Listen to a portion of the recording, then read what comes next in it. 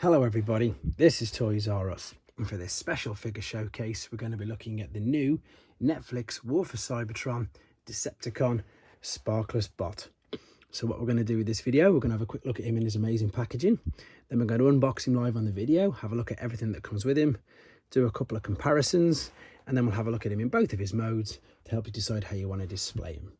Okay, so here he is, as you can see, and we've got the limited edition, obviously Netflix packaging, so it's still running in the War for Cybertron trilogy. We're into the Kingdom line now, and that is the artwork you've got there, but again they've changed all the colors. You've got the nice red, black and white because obviously it's the Netflix tie-in. I'm particularly looking forward to this for two reasons. One, that I don't actually own the original mold, which is, he looks pretty much like Barricade to me, I'm pretty sure he is. And two, because I just think it's a very, very original idea and just a great idea. So there he is sitting in his box. As I say, the front is very, very bland. There's not much going on, but you've got some nice artwork there on the back, and again the Kingdom artwork on the side is fantastic. So let's get him out of his box then. Here we go. So yeah, I didn't get, and viewers of this channel for quite some time will know that I don't get all of the new figures that come straight out. I'm quite picky with the newer ones, mainly just because obviously buying them yourself and space for myself, and that some of them now, they've got so many versions of themselves, it's crazy. Long time Transformer collectors, I mean, you can guarantee I'll have, you know, 4 or 5 star screens, etc, etc.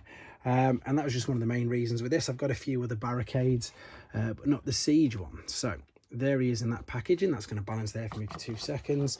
Now I suppose it's a little disappointing, but there is obviously no piece of Teletran 1 anymore. The instructions are just as normal, apart from the fact you've got sparkler spot, and that will fold out in a second. So we know he's got some weapons, so they must be, yep, there they are. That's the new place to keep all the weapons, all tucked in at the bottom. There's literally nothing else to show you with that. So what I'm going to do now then, I'm going to take him straight out of the back of that packaging and I'll come straight back to you.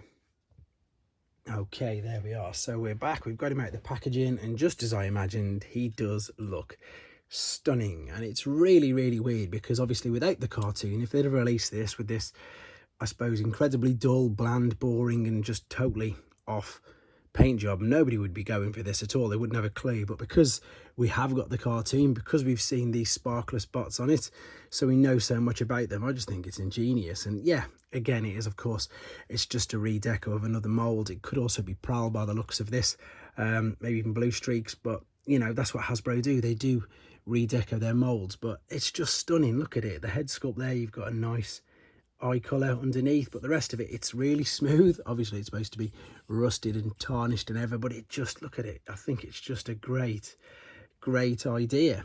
Obviously with it being a new figure, you've got the full articulation, up, down, round in the shoulders, biceps, wrists, yeah, we got a waist tilt, hips, knees, ankles, yep, loads, I mean everything you'd expect with a brand new figure.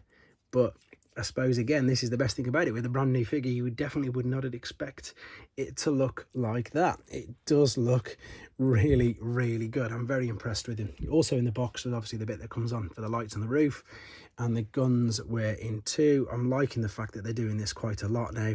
So you've got 2 blasters, but of course they split individually as well. So there they are. Really, really liking that.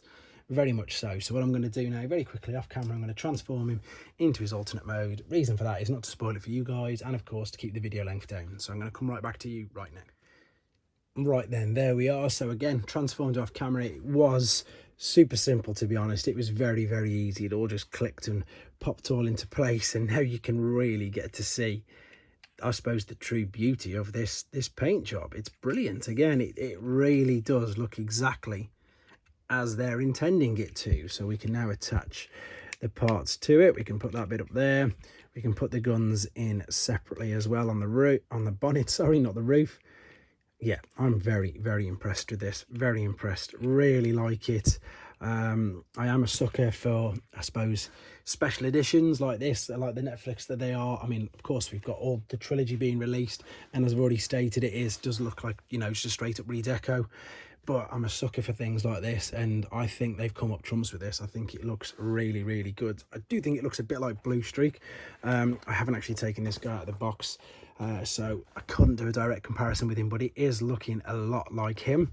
More so Barricade and Prowl maybe, but I just really, really like that. You can probably tell I must have said it 7 times already. So there we go.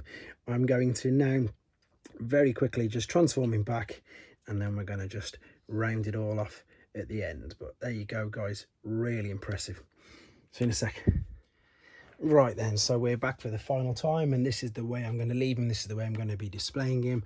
I'm just going to show you now that with the guns, obviously you can hold them in his hands, and although they are sort of round pegs, you can, if you want, you can still attach, and they fit nice and snug in his shoulders as well, so you don't necessarily have to have them in his hands. I know that everybody probably will do. I just wanted to show you that there was an option there if you did want to do it. So I'm sure that probably most of you will agree that when we first saw images of this, thought probably wasn't going to be for us, or how they're going to get away with that. But I think this guy and I think this guy, they just look stunning together. They are totally like something you just wouldn't expect to see. So I think for that reason they've pulled it off. Definitely I'm really looking forward now to seeing the sparkless Voyager class figures as well. So there you go, guys. I know again it's a redeco, and I know it's another expense, but as we know, as I say, it is a special edition, and it's a fantastic figure, and it's going to stick out like a sore thumb on most displays. But if you're setting up a battle scene for your War of Cybertron figures, it's going to look amazing. So hope you enjoyed looking at him too. Please take care. Thanks for watching. Like and comment, and don't forget to subscribe.